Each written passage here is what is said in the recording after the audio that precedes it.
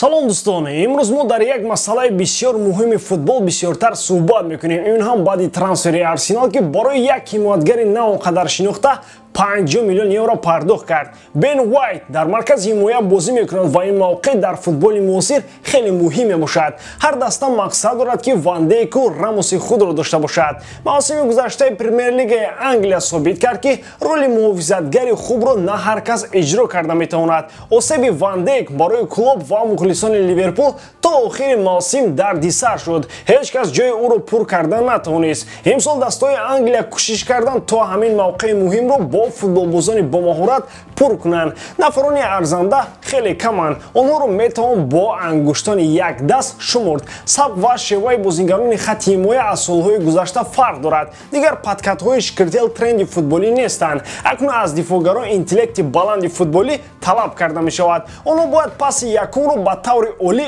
иҷро кунанд ва хусусиятҳои лидерӣ дошта бошанд. Арсенал, Манчестер Юнайтед ва Ливерпул хатти дифоъро дар ин равзанаи трансферӣ қавӣ карданд.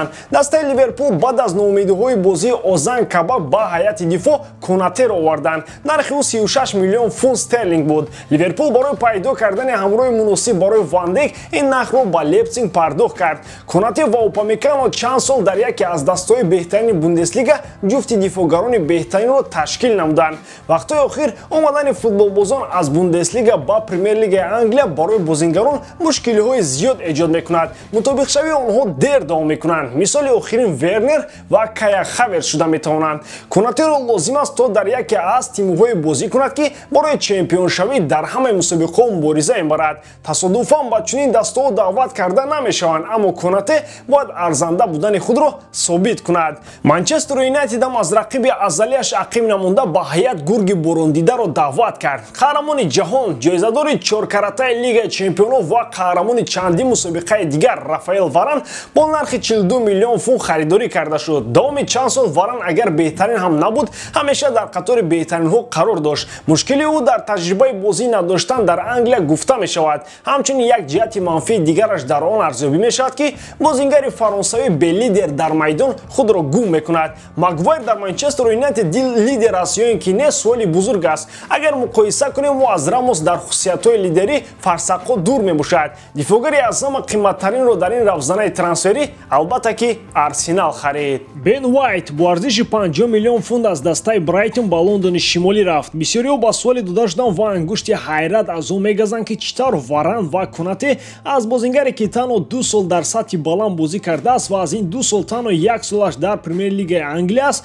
арзиши бештар дорад. пеш аз ҳама ин шиносномаи Англия доштани Уайт аст. англисо худиҳоро қимат ва беҳтарин гуфтан дӯст медоранд. дуюм таҷрибаи бозӣ дар Премер-лигаи Англия мебошад. як мавсими пурра дар чемпионати Англия барои Уайт тақдирсоз шуд. ӯ воқеан ҳам дар Брайтон беҳтарин бозиро дар хатти дифоъ нишон дода, арзандаи гузаштан ба дастаи сатҳи болотар аз Брайтон буд. ҳангоме ки Ван Дейк аз Саутгемптон ба Ливерпул рафт, кӣ медонист ки ӯ яке аз довталабони асосии ҷоизаи тӯби тиллоӣ мешавад. Бен Уайт метавонад ба Арсенал омада ба Давид Луизо дарси дифоъкориро диҳад. мақсади асосии сармураббии дастаи Милан Стефано Пиоли дар ин фасли трансферӣ харидани бозингари хатти нимҳимояи ҳуҷумӣ мебошад. баъд аз он ки хакам Чалханаглу Миланро ба Интер иваз кард, ин мавқеъ дар сафи расонерӣ холӣ монд. қаблан хабар дода шуд ки Милан ба футболбози дастаи ЦСКАи Москва Влашиш марохи хоса зоҳир карданд. акнун чунон менамояд ки аз ин трансфер Пиоли даст мекашад. мавқеъи мушкил маҳз нимҳимояи ҳуҷумист ва хатти ҳамла ки Влашиш бештар он ҷо бозӣ мекунад.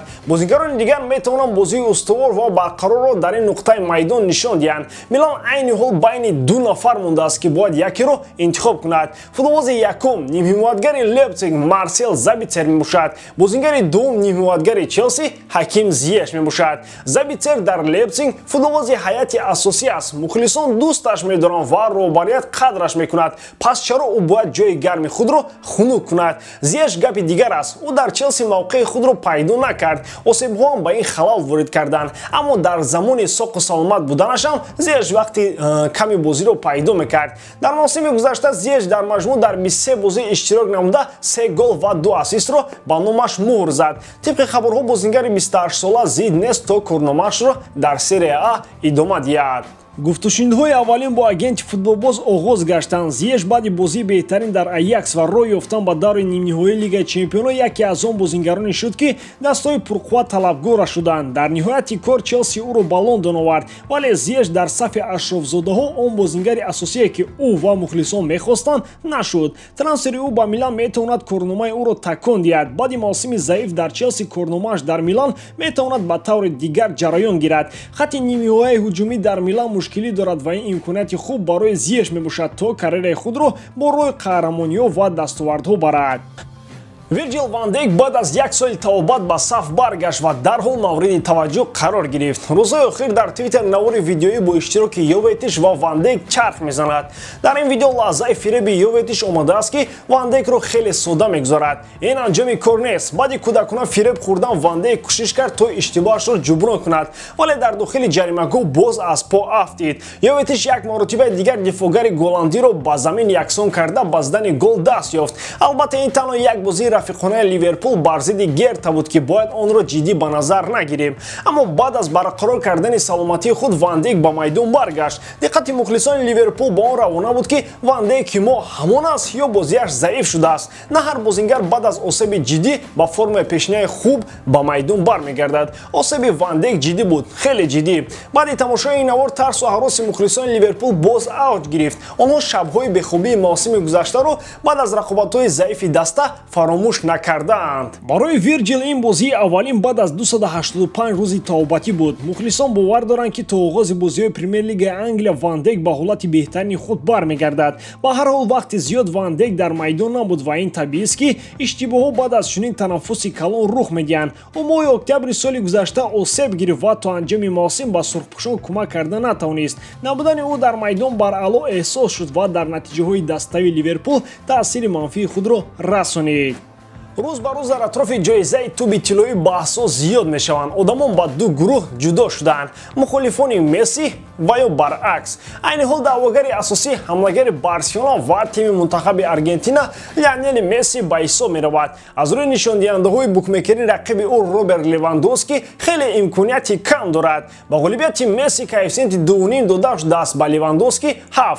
ин ҷоизаи инфиродӣ аст ва барои натиҷаи шахсӣ спорида мешавад. ана аз ҳамин ҷиҳат мухолифони Месси даъво мекунанд, ки набояд барои як ғалаба дар Копа Америка туби тиллоӣ ба бозингари аргентинӣ спорида шавад. Левандовски дар мавсими гузашта ба задани 41 гол даст ёфта на танҳо беҳтарин бомбардири Бундеслига шуд, ҳамчунин бутсаи тиллоиро маҳз аз Месси кашида гирифт. дар як соли испарижда Роберт ба ҳисоби миёна дар ҳар як бозӣ 1.2 гол задааст. Месси бошад 0.8 гол. дар бораи ҷоизаи ба даст овардаи ҳардуи онҳо бо дастаҳояшон гап занем, агар баробарӣ дида мешавад. Месси дар Кубоки Испания ва Копа Америка ғалаба кард, аммо дар чемпионат аз Атлетико ва Реал Мадрид қафо монд. Левандовски дар Кубок ва Суперкубоки Германия ғалаба карда соҳиби медалҳои тиллоии Бундеслига шуд. шикастани рекорди ҷовидонаи Герд Мюллер аз ҷониби ӯ бонуси иловагӣ аст. ҳарду онҳо дар Лигаи Чемпионҳо ноком шуданд, аммо дар ин мусобиқа эҳсос кард, ки чӣ гуна Левандовски фигураи асосӣ аст.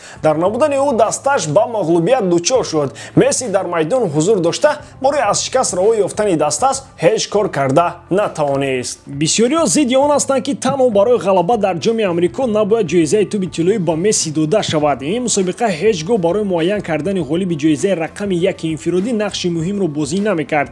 агар аҳамият медошт, Алексис Санчес соҳиби туби тиллоӣ буд. соли 2014 ӯ аз Барселона ба Арсенал гузашта беҳтарин мавсими худро сипарӣ намуд. 25 гол зада бо лондониҳо соҳиби ҷоми Англия шуд ва дар охир бо тими мунтахаби Чили маҳз Аргентина ва Лео Мессиро аз медали тиллоии Копа Америка маҳрум кард. медонед дар оғоздиҳии Санчес баъди чемпионӣ дар ҷоми Амрико ҷои чандумро гирифт? даҳум. Тасаввур мекунед? маҷалаи Франс футбол дар ҳолати ногувор қарор гирифтааст. надодани ин ҷоиза ба Левандовски дар соли гузашта онҳоро бозам сархам мекунад. аз ин хотир гуфта мешавад, ки маҷала имсол якбора ду ҷоиза тақдим мекунад, яке барои Левандовски ва дуввумин ба Месси. баъди ин футболбози аргентинӣ ҷоизаҳои худро ба 7 адад мерасонад, ки инро дар таърихи футбол такрор кардан ғайриимкон аст.